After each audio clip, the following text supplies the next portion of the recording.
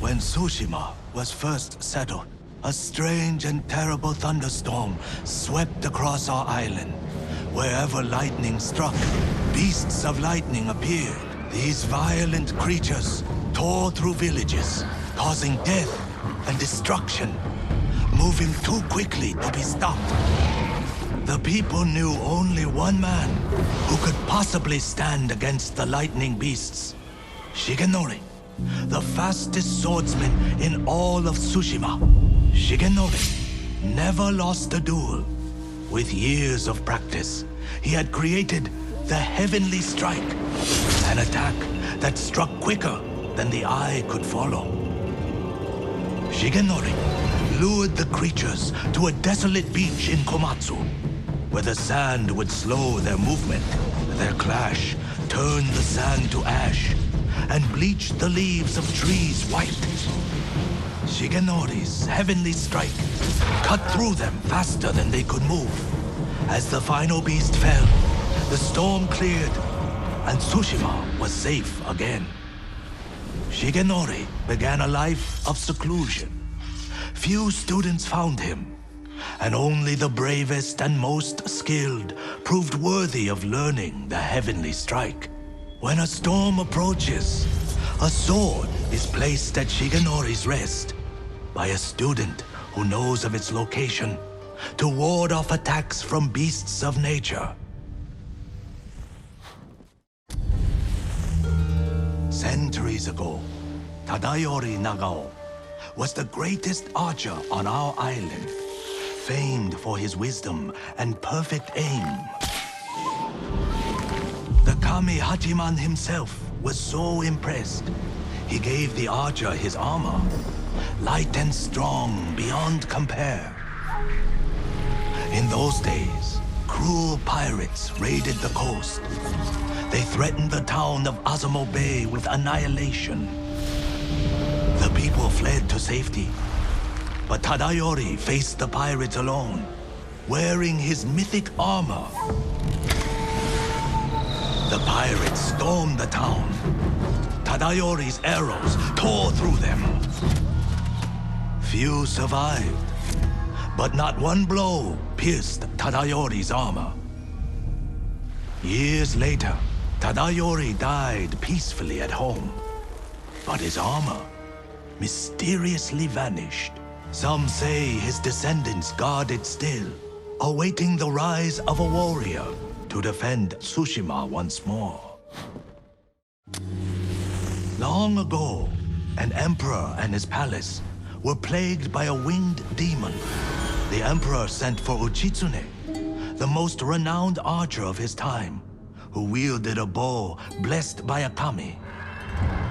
When the demon next came, Uchitsune was ready, longbow in hand. His aim was truer, and his arrows flew farther than any archers in Japan. Uchitsune loosed a single arrow. It pierced the demon's heart. As it fell to the ground, it cursed Uchitsune with its final breath. Soon after, Uchitsune saw the forms of the demon everywhere.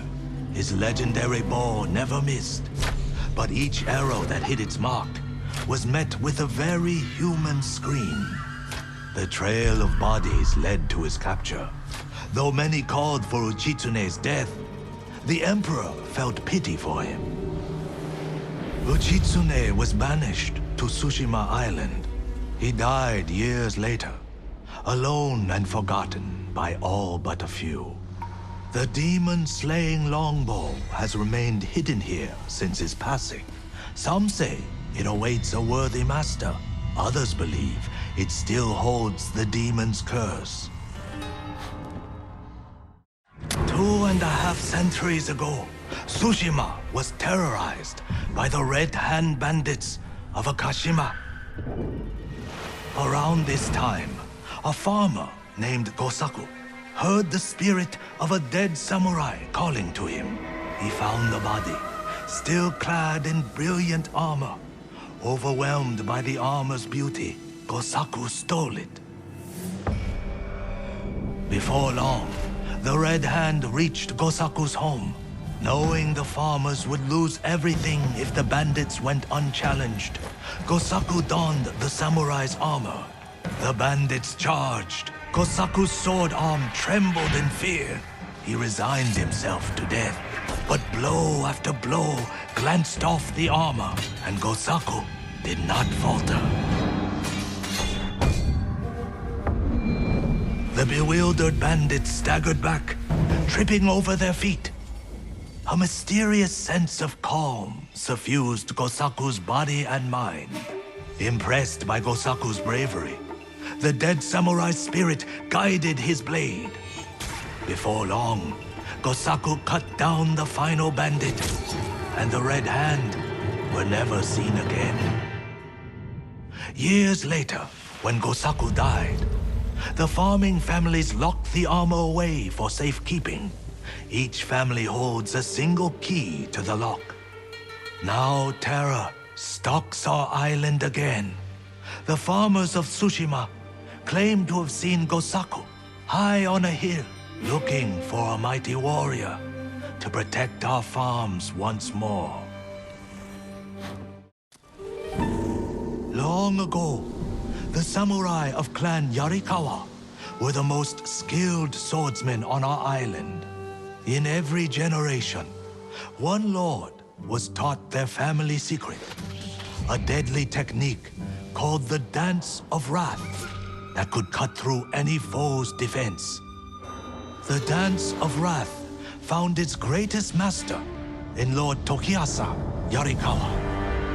Though beloved by his people, he resented Clan Shimura's power. Desperate to seize control, he set off a bloody rebellion that claimed countless lives. Lord Shimura's father and brothers fell to Yarikawa's Dance of Wrath technique. But with Clan Sakai's aid, Shimura put down the rebellion and executed Lord Yarikawa.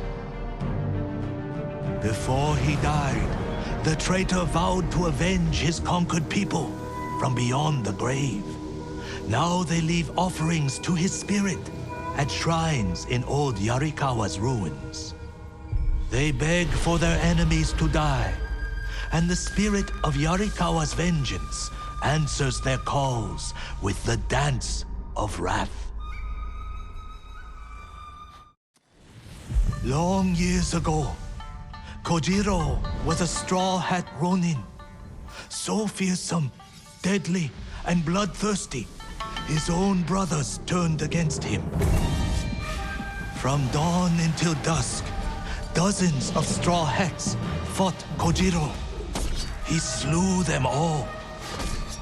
Those who escaped that day disowned Kojiro from the Straw Hat ranks, but never crossed him again. The spirits of death were so astonished by Kojiro. They blessed his armor to grant him a tireless sword arm.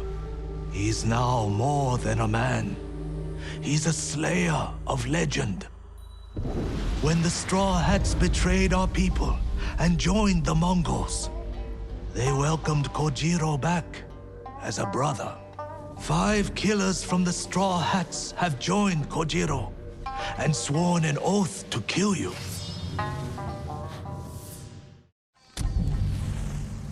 Long ago, fire fell from the sky and landed atop Mount Jogaku. A lone warrior braved the dangerous climb and found a giant rock covered in flames. He touched his sword to the fire. Flames engulfed the steel, but left him unharmed. He created a new fighting style he called the Way of the Flame. The warrior took pieces of the rock west with him to China. There he sought answers about its origin from learned monks and scholars. After months of travel and research, fire fell from the sky once more. He led the people to it and showed them it was nothing to fear, for he believed the Way of the Flame was a gift from the heavens. and he shared its secrets with all who wished to learn. Handed down through generations, the way of the flame has returned to Tsushima.